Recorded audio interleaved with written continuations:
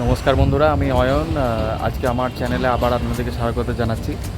আজকে আমি একটা শিব মন্দির এসেছি। এটা বর্ধমানে, কালনা নয়, কিন্তু বর্ধমান বাস স্ট্যান্ডের একদম পেছনেই, নবাবহাট বাস স্ট্যান্ডের পেছনেই এই শিব মন্দির। এখানেও 108 শিব মন্দির আছে। আপনি আমার পেছনে দেখতে পারেন, যত দূর আপনার চোখ যাবে, তত দূর পর্যন্তই আপনি দেখতে পাবেন শিব মন্দির।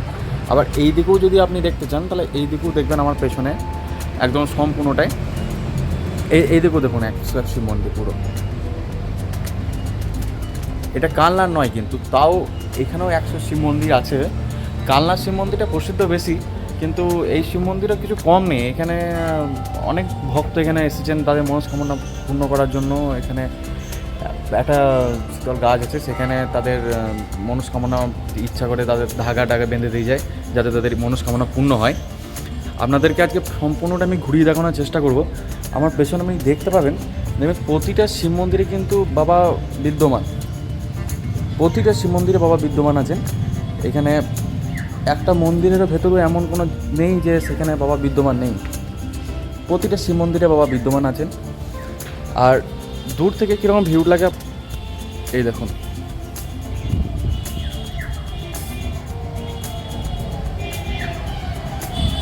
বেল গাছ আছে এখানে, যেহেতু শিবের পুজোতে বেল গাছ লাগে।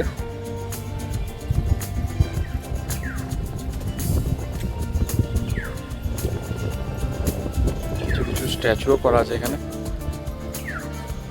এগুলো আমার যত সম্ভব এগুলো থিম সিলেকশনের জন্য এগুলো করা আছে। দেখতে পাচ্ছেন কত সুন্দর ডেকোরেশনের মধ্যে করা আছে, যাতে কেউ এখানে কিছু হাত না দিতে পারে, এখানকার কিছু সৌন্দর্য নষ্ট না করতে পারে, সেই জন্য ভালো করে রেলিং দিয়ে ঘিরে দেওয়া আছে। আর প্রতিটা জায়গাতেই দেখুন মহাদেবের পুজো হয়েছে, প্রদীপ জ্বলছে তার কাছে।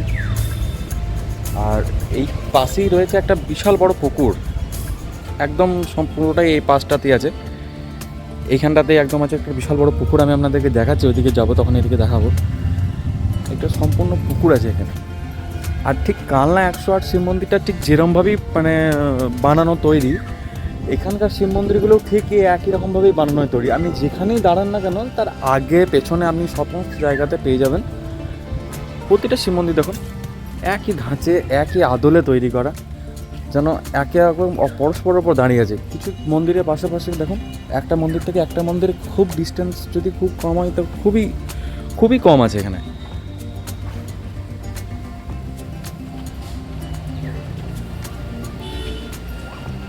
দেখুন এখানে নিজেদের মনস্কামনা জানানোর জন্য এখানে আসে মানুষ, তারা এখানে সমস্ত পুজো দিয়ে যায়।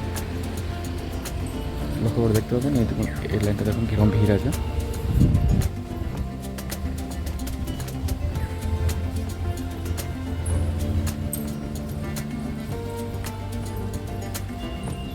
প্রতিটা জায়গাতে কিন্তু বাবা মহাদেবের মূর্তি রাখা আছে, এখানে শিবলিঙ্গ রাখা আছে। সেই শিবলিঙ্গতে সবাই পুজো করে।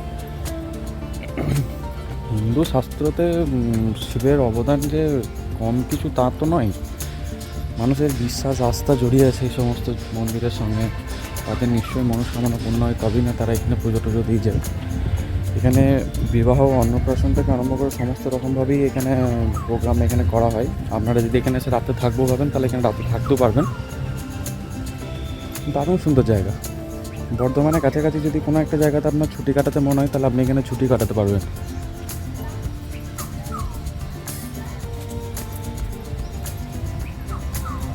মন্দিরে ঢুকতেই আপনার ডান সাইডে পুকুরটা পড়বে। পুকুরটার এই পাশেও যেমন মন্দির আছে, তেমনি পুকুরটার ওই পাশেও মন্দির আছে। দুদিক থেকে ঢোকার জায়গা আছে এখানে। এই দেখুন, এই জন্য একটা বড় গেট আছে, যার মাধ্যমে এখানে ঢুকতে পারবে। খুব সুন্দর জায়গা, এলে আপনার খুবই ভালো লাগবে।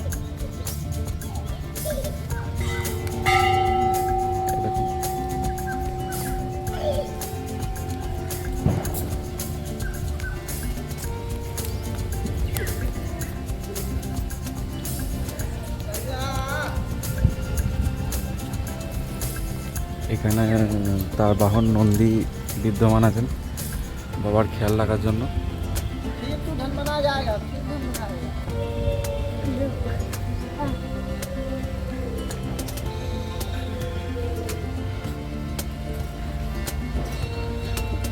এখানটা খুব সুন্দর বাগানটা সাজানো যাবে, কত সুন্দর গোলাপ ডালিয়া এসবের ফুলের মধ্যে বাগানটা খুব সুন্দর সাজানো আছে।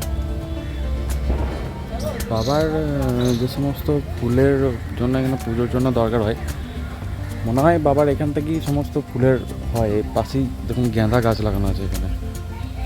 আর দেখলাম প্রতিটা জায়গাতে বাবাকে পুজো দেওয়ার সময় প্রতিটা জায়গাতেই গাঁদা গাছ লাগানো আছে। গাঁদা কথাটা আমাদের এখানে গাঁদা বলেই পরিচিত, কারণ কোনো জায়গাতে গাঁদা নামে বলে যাকে থাকে। খুবই শান্ত নির্জন একটা জায়গা। আপনার এখানে পুজো করালে আপনার অবশ্যই মন ভালো হবে, মন শান্ত থাকবে, আপনারা এখানে আসতে পারেন। খুবই সুন্দর জায়গা। এখানে পেছনে একটা পুকুর আছে, পুকুরটা দেখাচ্ছি আপনাদের। চারিপাশে ঘেরা আছে আর সুন্দর যাওয়ার ব্যবস্থা। ওখানেও একটা থিম দেখেছিলেন, এখানেও নারায়ণের একটা থিম দেখুন। এ দেখুন এখানে নারায়ণ, এখানে থিম আছে। খুব সুন্দর, খুব সুন্দর। আপনারা এখানে অবশ্যই আসতে পারেন। বাবার বাহনের কিছু কিছু জায়গায় মূর্তি রাখা আছে, পাথরের মূর্তি। দেখুন এখানেও বাবার খেয়াল রাখার জন্য এখানেও বাবা মহারাজ নন্দীকে রাখা আছে এখানে।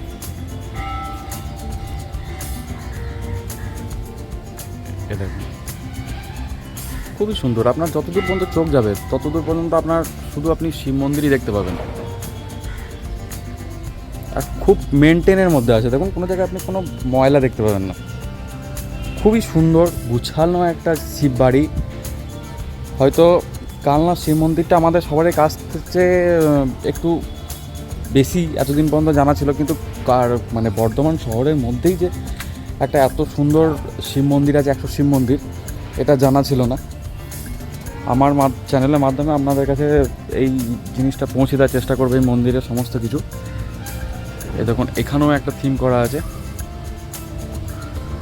রাম সীতা। দারুণ সুন্দর জায়গা, দারুণ সুন্দর জায়গা। আপনারা এখানে অবশ্যই একবার অন্তত ভিজিট করতে পারেন। ছুটির দিনে ঘরে বসে থেকে কোনো লাভ নেই। আপনারা বাড়ির কাছাকাছি জায়গা থেকে এখানে করে ঘুরে আসতে পারেন, এখানে পুজো দিতে পারেন। আপনারা এখানে রাতে এসে স্টে করতে পারেন। বর্ধমানে অনেকগুলো জায়গা আছে। আপনারা যদি ভাবেন যে আমি কোনো সময় রাতে স্টে করব, ফেরার অসুবিধা, বাসার অসুবিধা, এই মন্দির সংস্থারই তাদের নিজস্ব কিছু অতিথি নিবাস আছে যেখানে আপনি থাকতে পারবেন। 600 থেকে 800 টাকার বিনিময়ে আপনারা এখানে থাকতে পারবেন। চেষ্টা করবেন যাতে এখানেই থাকার, তাহলে আপনি এখানকার সমস্ত রকম মানে পরিবেশের যে আনন্দ, সেই আনন্দটা আপনি নিতে পারবেন। দেখুন আনা যেখানে এখানে একটা মন্দির, এটা একটা মন্দির, এই দেখুন ভেতরে আর একটা মন্দির। এ দেখুন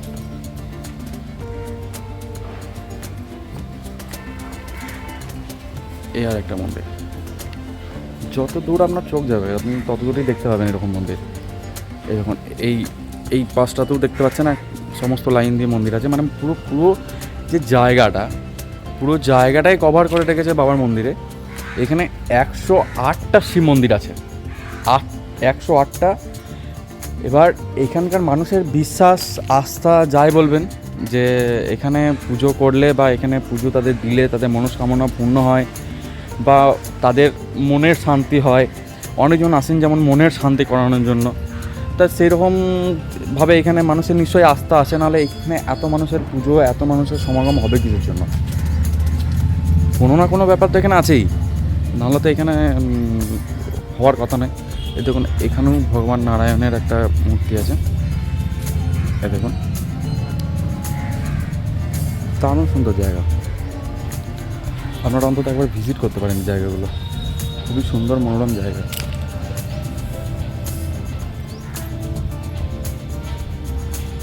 যে পুকুরটার কথা আপনাদেরকে বলেছিলাম, এরকম সেই পুকুরটা এদিকে আছে।